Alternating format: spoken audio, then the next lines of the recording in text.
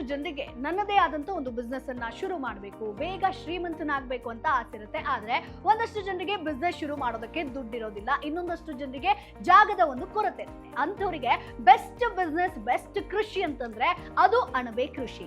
ಹೌದು, ಈ ಕೃಷಿ ಮಾಡುವವರಿಗೆ ಎಕರೆಗಟ್ಟಲೆ ಭೂಮಿ ಬೇಕಿಲ್ಲ, ಭಾರಿ ಹೂಡಿಕೆ ಮಾಡುವಂತ ಅಗತ್ಯ ಕೂಡ ಇರೋದಿಲ್ಲ. ಕಡಿಮೆ ವೆಚ್ಚದಲ್ಲೇ ನೀವು ಮನೆಯಲ್ಲೇ ಮಶ್ರೂಮ್ ಕೃಷಿಯನ್ನ ಶುರು ಮಾಡಬಹುದು. ಇದನ್ನ ಬೆಳೆಯುವ ವಿಧಾನದ ಬಗ್ಗೆ ನೋಡೋದಾದ್ರೆ, ಅಣಬೆ ಬೆಳೆಯುವ ಕೊಠಡಿಯನ್ನ ಸೋಂಕು ಇಲ್ಲದಂತೆ ನೀವು ಮೊದಲನೇದಾಗಿ ನೋಡ್ಕೊಳ್ಬೇಕು.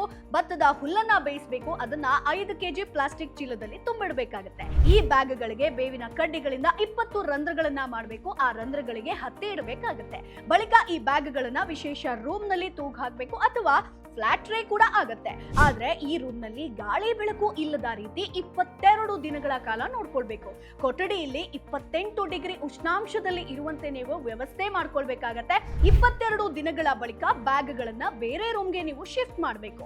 ಎಲ್ಲ ಬ್ಯಾಗ್ ಅನ್ನ ತೂಗು ಹಾಕ್ಬೇಕಾಗತ್ತೆ. ಪ್ರತಿದಿನ ರಂಧ್ರದ ಮೂಲಕ ಅಣಬೆ ಬೆಳೆಯೋದಕ್ಕೆ ಶುರುವಾಗುತ್ತೆ. 1 ಕೆಜಿ ಅಣಬೆ ಬೀಜದಲ್ಲಿ 10 ಬ್ಯಾಗ್ ಅನ್ನ ಇಲ್ಲಿ ನೀವು ತೂಗು ಹಾಕಬಹುದು. ಒಂದು ಬ್ಯಾಗ್ ನಿಂದ 40 ದಿನಗಳಲ್ಲಿ ಕನಿಷ್ಠ 2 ಕೆಜಿ ಫಸಲು ಬಂದ್ರು ಅಂತಂದ್ರೂ ಕೂಡ ಗರಿಷ್ಠ 5 ರಿಂದ 6 ಕೆಜಿ ಫಸಲು ಕೂಡ ಬರುತ್ತೆ.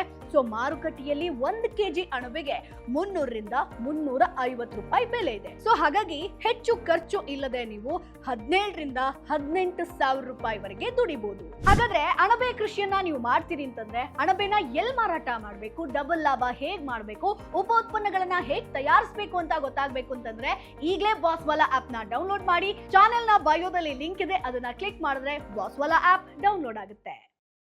ಬಾಸ್ವಾಲಾ, ಬಿ ದ ಬಾಸ್.